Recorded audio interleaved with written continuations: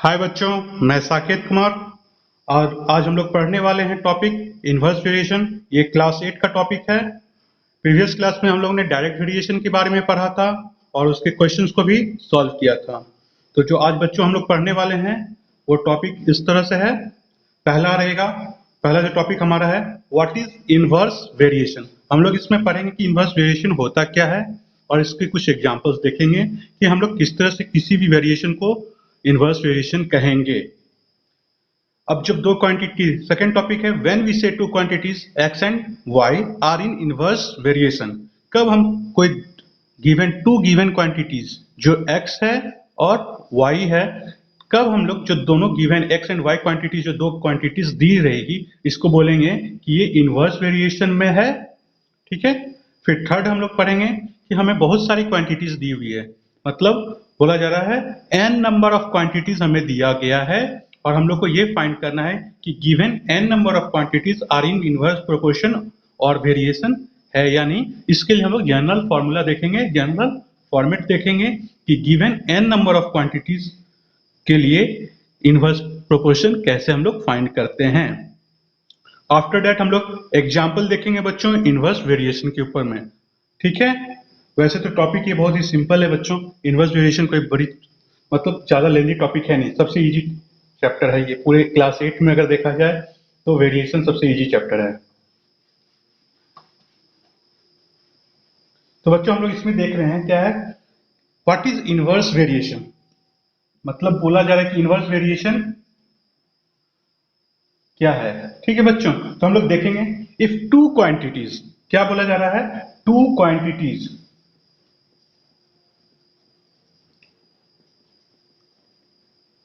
यहां ले लेते हैं बच्चों ए एंड बी, या इसी को एक्स एंड वाई।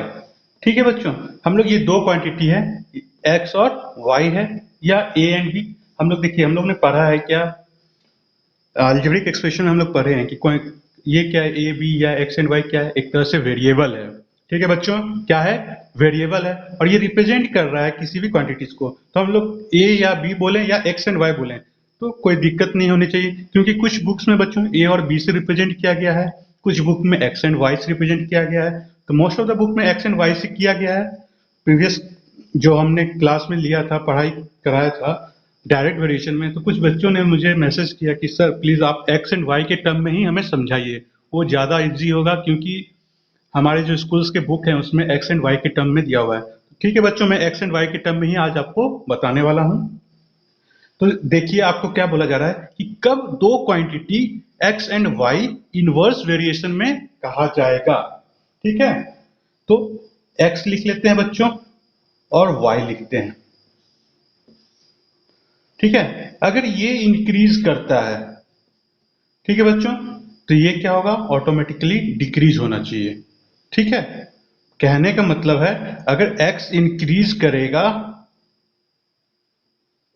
तो देन y क्या होना चाहिए, डिक्रीज होना चाहिए। ठीक है बच्चों, बोला जा रहा है x इंक्रीजेस तो देन y डिक्रीज होना चाहिए। तब हम लोग क्या बोलेंगे कि ये क्वांटिटी क्या है, इनवर्स में है। अभी देखिए मैंने क्या बोला टर्म बच्चों, इनवर्स में है। अभी तक मैंने ये नहीं बोला है कि ये वेरिएशन में है। ठीक से बच्चों, फिर से बच्चों एक बार मैं बोला जा रहा हूं कि अगर एक टर्म हमारा इंक्रीज करता है और दूसरा टर्म हमारा डिक्रीज करता है तो हम लोग उसको क्या बोलते हैं कि ये कैसा है बच्चों, इनवर्स रेशियो या इनवर्स में है। एक दूसरे का क्या है, ये इनवर्स में है।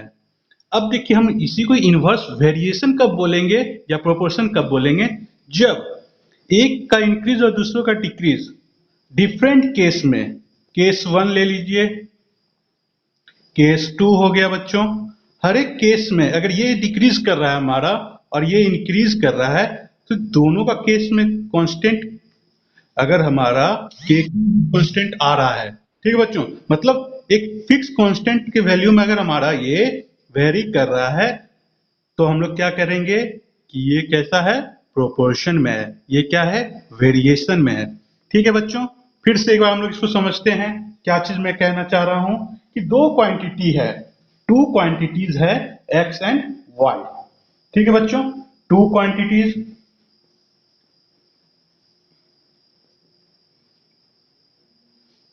टू क्वांटिटीज है हमारा, वो क्या है बच्चों, हम लोगों ने ले लिया क्या, एक्स एंड वाई। ठीक है बच्चों, एक्स अगर इंक्रीज कर रहा है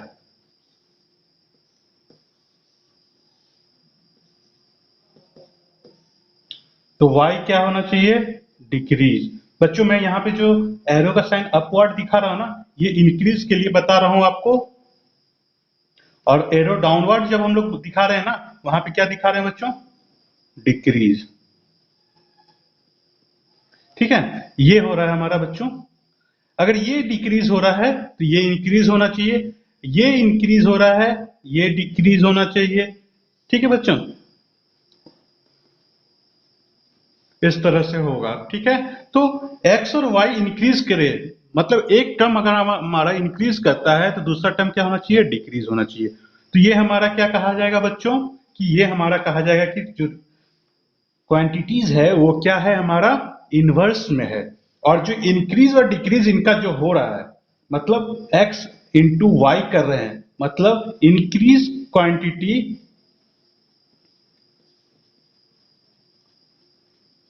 का मल्टीप्लाई कर रहे हैं डिक्रीज क्वांटिटी। तो क्या टर्म आना चाहिए, कांस्टेंट टर्म आएगा, कांस्टेंट टर्म होना चाहिए इन ईच केस, मतलब हर एक केस में। सपोज कीजिए क्या है हमारा, ये केस 1 हम लोग इसको, ये 2 केस, केस 3, ये केस 4 बच्चों।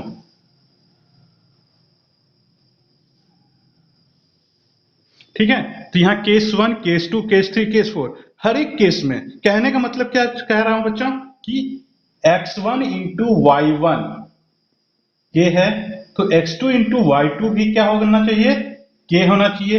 x3 इंटू वाई थ्री भी क्या होना चाहिए बच्चों, k होना चाहिए। x4 इंटू वाई फोर भी क्या होना चाहिए बच्चों, k ही होना चाहिए। तब ये पूरा टर्म क्या कहलाएगा हमारा, इनवर्स वेरिएशन या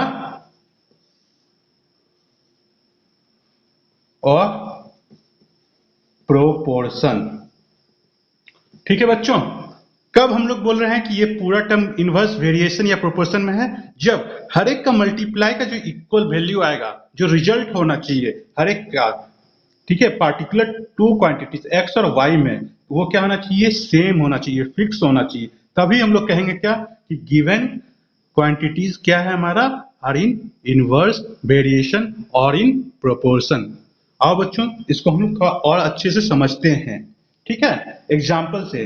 ठीक है, यहां से आपको, जैसे ये हो गया क्या, एक मैथमेटिकल टर्म हो गया, और जब हम लोग एग्जाम्पल से समझेंगे ना बच्चों, तो वहां पे आपको कुछ ज्यादा अच्छे से समझ में आएगा। ठीक है बच्चों, क्योंकि मैथ्स के टर्म में हम लोग जैसे देखते हैं, एग्जाम्पल के टर्म में जब लेते हैं ना क्वांटिटीज कुछ भी, तो वो ज्यादा इजिली हमें एग्जाम्पल में समझ में आता है। सपोज कीजिए कि स्टेशन है। ठीक है बच्चों, स्टेशन हो गया हमारा, ले लेते हैं दिल्ली। ठीक है, एक से हम लोग कहां जा रहे हैं बच्चों, मुंबई जा रहे हैं।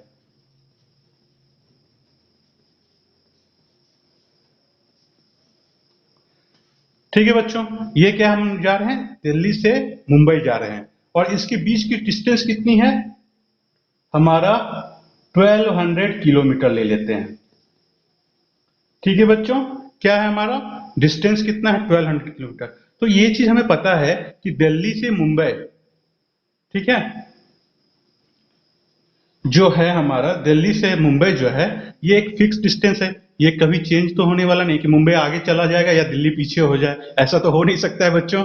ठीक है, जो जहां है दिल्ली हमारा, दिल्ली के पास ही रहेगा जहां पे लोकेट है, मुंबई हमारा जहां है वहीं पे लोकेट रहेगा, और दोनों स्टेशन भी लोकेट ही रहेंगे। सपोज कि मुंबई में आप सीएसटी जा रहे हैं, छत्रपति शिवाजी टर्मिनल, एंड दिल्ली में न्यू दिल्ली स्टेशन पे आते हैं। यहां से आप राजधानी पे बैठे बच्चों, और सीएसटी के लिए आप चले गए। ठीक है, तो बच्चों ये जो ट्रेन हमारे कवर करेगी डिस्टेंस, तो हम लोग क्या करेंगे कि दो टर्म लेते हैं बच्चों। डिस्टेंस को हम, हमारा फिक्स है, तो यहां लिख लेते हैं बच्चों, डिस्टेंस क्या है, फिक्स्ड है हमारा, ये कभी भी चेंज नहीं होने वाला है। ठीक है बच्चों, क्या मैं कहना चाह रहा हूं कि डिस्टेंस जो हमारा है वो चेंज नहीं होगा। ये क्या है बच्चों, फिक्स क्वांटिटी है। वेरी कौन करेगा हमारा बच्चों, क्वांटिटी स्पीड करेगा और टाइम करेगा। तो स्पीड को हम लोग ले लेते हैं x और टाइम को y। ठीक है बच्चों, स्पीड को हम लोग ने क्या ले लिया, x ले लिया, और टाइम को क्या ले लिया बच्चों, हम लोगों ने टाइम को y से रिप्रेजेंट कर दिया। ठीक है बच्चों, अब हम लोग क्या करते हैं ना, एक बॉक्स बना लेते हैं।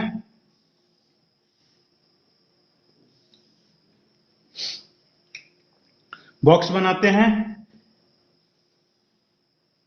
यहां लिख लेते हैं बच्चों क्या, स्पीड क्या है हमारा, x है, और ये x किस में रिप्रेजेंट हो रहा है बच्चों, किलोमीटर पर आवर में। ठीक है बच्चों, नीचे ले लिया हम लोगों ने टाइम, इसको y से रिप्रेजेंट कर दिया, और ये किससे रिप्रेजेंट हो रहा है बच्चों, आवर से। ठीक है, और इसका हम लोग क्या करेंगे, नीचे में x इंटू वाई। ठीक है बच्चों,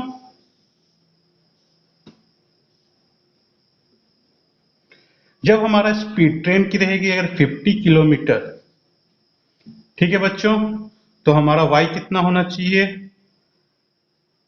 देखिए हमारा x इंटू वाई तो हमेशा देखिए डिस्टेंस क्या है, स्पीड इंटू टाइम है। ठीक है बच्चों, तो यहाँ पे कितना होना चाहिए, ये हमेशा फिक्स रहेगा हमारा।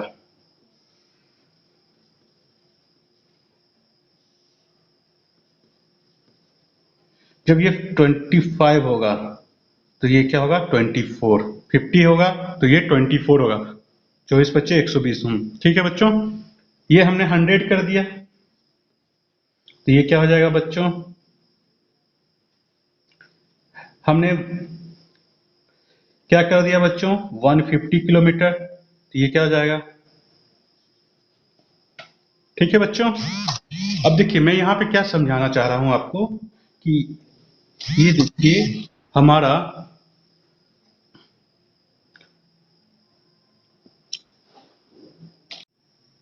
बच्चों हम लोग देख रहे थे क्या कि हम लोगों ने ये टेबल बनाया हुआ था, और हम लोगों ने यहाँ देखा कि है ना कि मतलब दो जगह है, हम लोग दो स्टेशन लिए थे, दिल्ली और मुंबई, और वहाँ की डिस्टेंस क्या थी बच्चों 1200 किलोमीटर थी।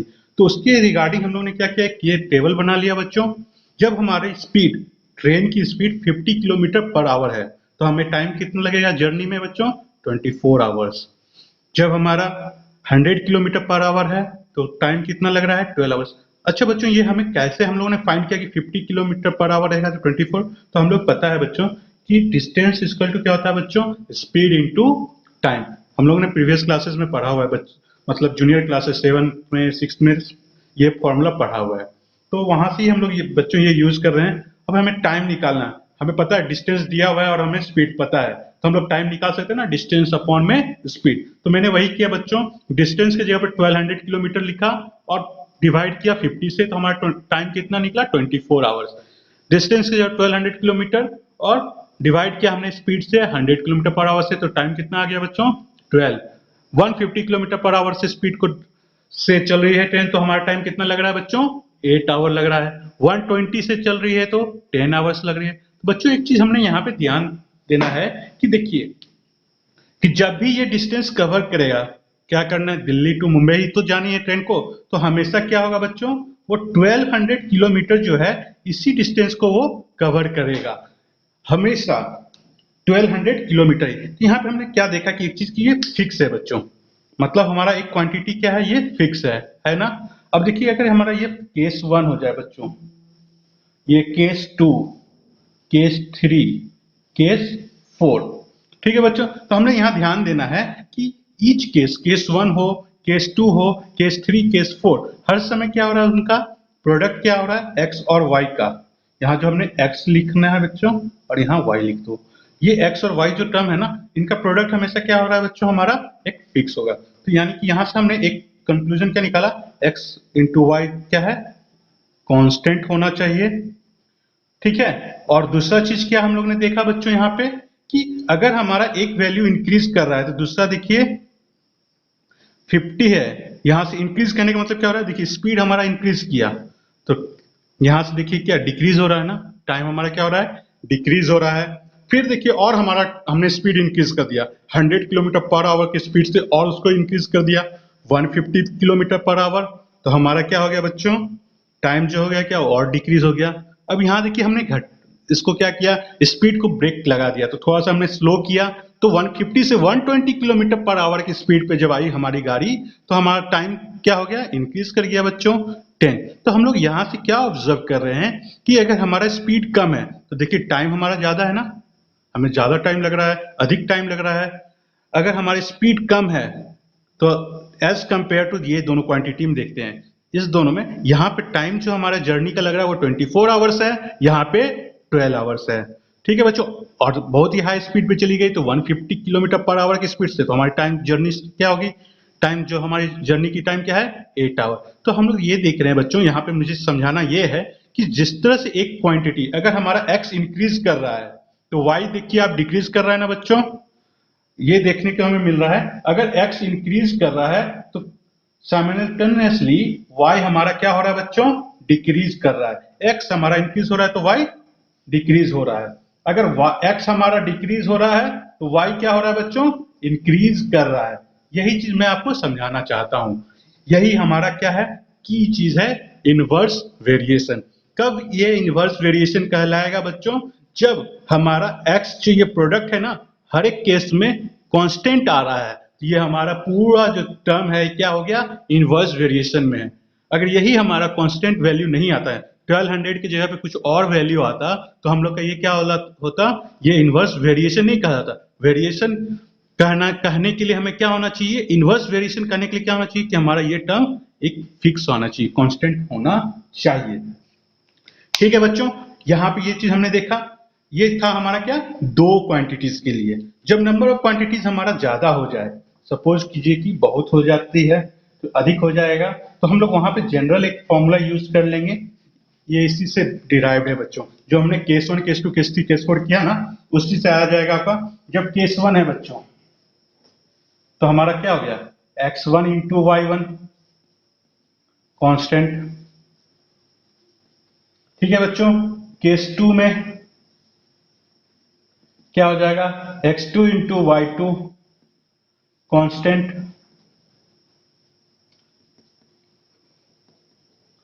ठीक है बच्चों, फिर हमने केस 3 ले लिया,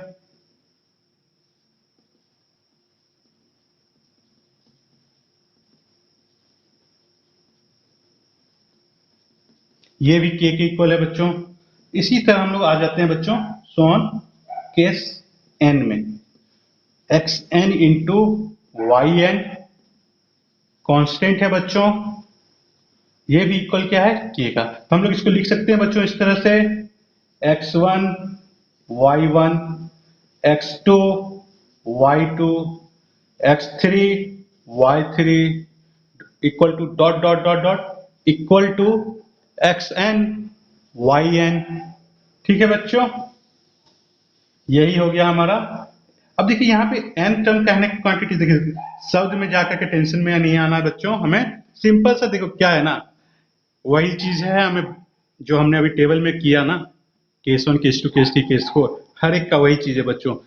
पहले वाले ग्राफ जो हमारा कॉलम था उसको 1 1 से रिप्रेजेंट कर दिया, दूसरे वाले कॉलम को 2 से रिप्रेजेंट कर दिया, तीसरे वाले को 3 से, और 4 वाले को 4 से, इसी तरह सो ऑन हमारा nth क्वांटिटी रहता तो हम लोग एक्स एन वाई एन से रिप्रेजेंट कर देते हैं। तो सेम चीज है बच्चों, ये हो गया हमारा टॉपिक क्या बच्चों, कि जब हमारा क्वांटिटीज कितने हैं, n नंबर्स हैं, उसको हम लोग इनवर्स वेरिएशन में शो करना है तो हम लोग इस तरह से कर लेंगे बच्चों। ठीक है, ये था हमारा इनवर्स वेरिएशन का n नंबर ऑफ क्वांटिटीज के लिए बच्चों। नेक्स्ट टॉपिक पे हम लोग आते हैं बच्चों।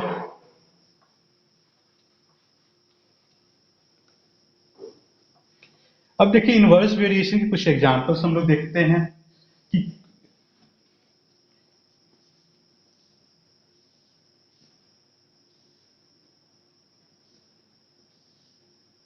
X Y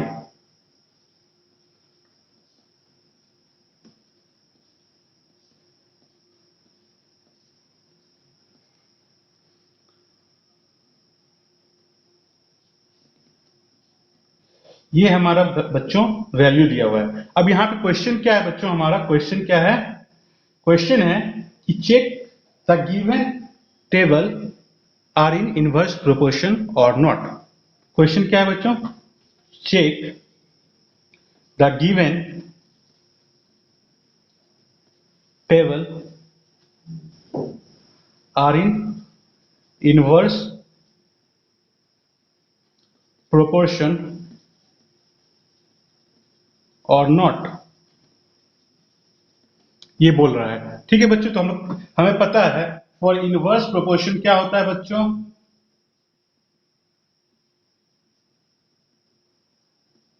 for inverse proportion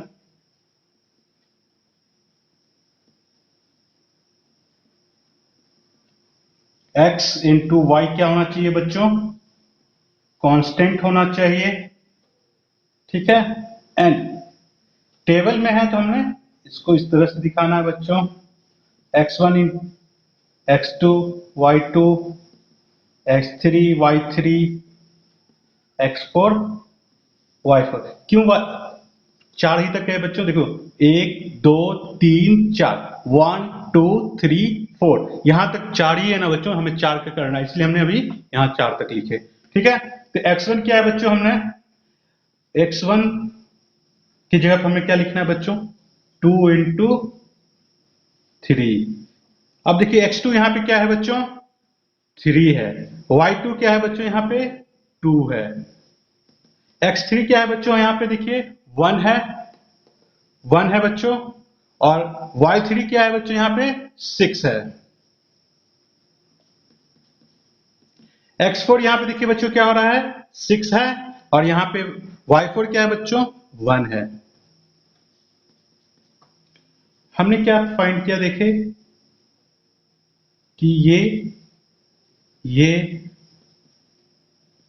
ये सभी क्या है बच्चों, एक इक्वल टर्म है, क्या है, एक कांस्टेंट वैल्यू है ना,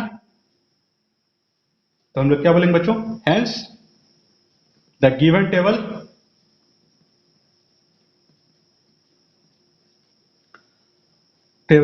इज इन इनवर्स प्रोपोर्शन या वेरिएशन, कुछ भी आप लिख सकते हैं, दोनों का मीनिंग सेम है, और वेरिएशन। ठीक है बच्चों, नेक्स्ट और हम लोग लेते हैं बच्चों,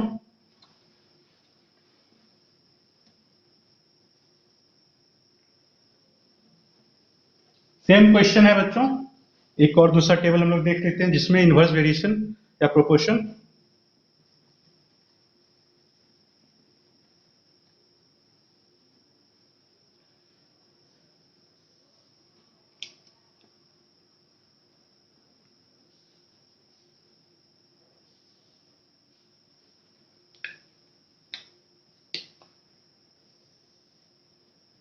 एक्स वाई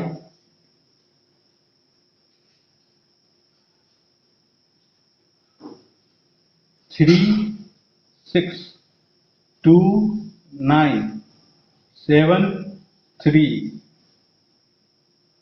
1 18 5 6, इस तरह से बच्चों। और हमें पता है फॉर इनवर्स वेरिएशन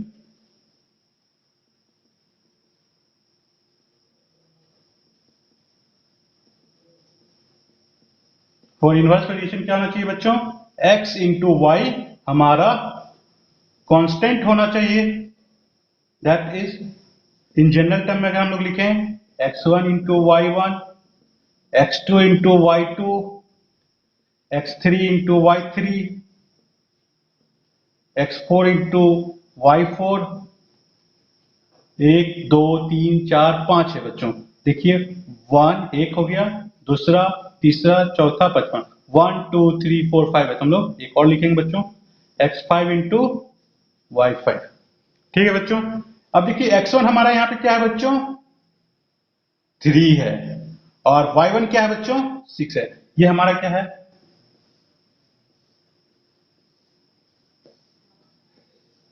ठीक है बच्चों। तो x1 के लिए हम क्या लिखेंगे बच्चों 3, y1 के लिए क्या लिखेंगे 6, x2 के लिए क्या लिखेंगे बच्चों 2, y2 के लिए 9, x3 के लिए क्या लिखेंगे बच्चों 7, y3 के क्या लिखेंगे बच्चों 3, x4 के लिए क्या लिखेंगे बच्चों 1, y4 के लिए 18, x5 के लिए क्या लिखेंगे बच्चों 5 और 6। अब देखिए ये 3 इंटू 6 तो क्या हो जा रहा है बच्चों हमारा 18 हो गया, 2 इंटू 9 ये भी हमारा 18 हो गया। क्या ये इक्वल है 21? नहीं हुआ, नहीं है इक्वल, 21 इससे इक्वल नहीं है बच्चों, ये भी इक्वल नहीं है 30। तो हम लोग देख रहे हैं बच्चों कि ईच टर्म, हर एक टर्म क्या हमारा इक्वल हुआ, कांस्टेंट तो आ रहा है, मतलब 18 भी कांस्टेंट है, यहाँ 21 भी कांस्टेंट है और 30 भी कांस्टेंट है। यहाँ पे क्या देख रहे हैं x1 y1, x2 y2 और x4 y4 क्या है एक दूसरे का इक्वल है, बट आपका x3 y y3 and x5 y5 ये दोनों इक्वल नहीं है। तो हम लोग क्या बोलेंगे बच्चों, so given table are not in proportion. ठीक है बच्चों, आई होप कि आपको समझ में आया होगा। यही था हमारा इनवर्स वेरिएशन। ठीक है, मतलब आप यहाँ पे देखते हैं कि एक टर्म अगर हमारा इंक्रीज कर रहा है तो दूसरा टर्म क्या हो रहा है बच्चों डिक्रीज हो रहा है। तो इस तरह से हम लोग यहाँ पे देखते हैं, और जब यही इंक्रीज डिक्रीज का जो प्रोडक्ट है वो एक कांस्टेंट वैल्यू हमें देता है तो हम लोग उसको क्या कहते हैं कि वो एक फिक्स्ड वैल्यू है, और ये क्या बना रहा है इनवर्स प्रोपोर्शन बना रहा है या इनवर्स वेरिएशन बना रहा है। ठीक है बच्चों, अब हम लोग आज के लिए इस क्लास में इतना ही। नेक्स्ट क्लास में हम लोग पढ़ेंगे बच्चों इनवर्स वेरिएशन के ऊपर में डिफरेंट क्वेश्चंस जो हैं, डिफरेंट टाइप ऑफ क्वेश्चन हैं उसके बारे में पढ़ेंगे। जैसे कि हमारे क्वेश्चंस रहेंगे बच्चों इसके ऊपर, ट्रेन के ऊपर रहेगा, फिर टैंक के ऊपर रहेगा, फिर पाइप के ऊपर रहेगा, फिर आपके कुछ क्वेश्चंस रहेंगे आपके जैसे नंबर ऑफ यहाँ स्टूडेंट हो गया या नंबर ऑफ वर्कर किसी प्लेस पे वर्क कंस्ट्रक्शन साइट पे काम कर रहे हैं उनके ऊपर क्वेश्चन रहेगा। फिर आपका जिससे होता है आपका कहीं पे आर्मी का हो गया या स्टूडेंट आपके किसी हॉस्टल में रह रहे हैं उनके खाने के ऊपर क्वांटिटी, मतलब उनके फूड की क्वांटिटी के ऊपर क्वेश्चंस होते हैं। ये इस तरह के 4-5 टाइप के क्वेश्चंस हम लोग देखेंगे, इसमें सॉल्व करेंगे नेक्स्ट क्लास में बच्चों। अगर यहाँ तक आपको पढ़ने में कहीं पे भी दिक्कत आई हो, बच्चे समझने में दिक्कत आई हो तो प्लीज आप मुझे कमेंट सेक्शन में आकर के कमेंट करें, और अगर मेरी वीडियो आपको अच्छी लगी हो तो प्लीज लाइक करें, शेयर करें एंड सब्सक्राइब करें। थैंक यू, जय हिंद।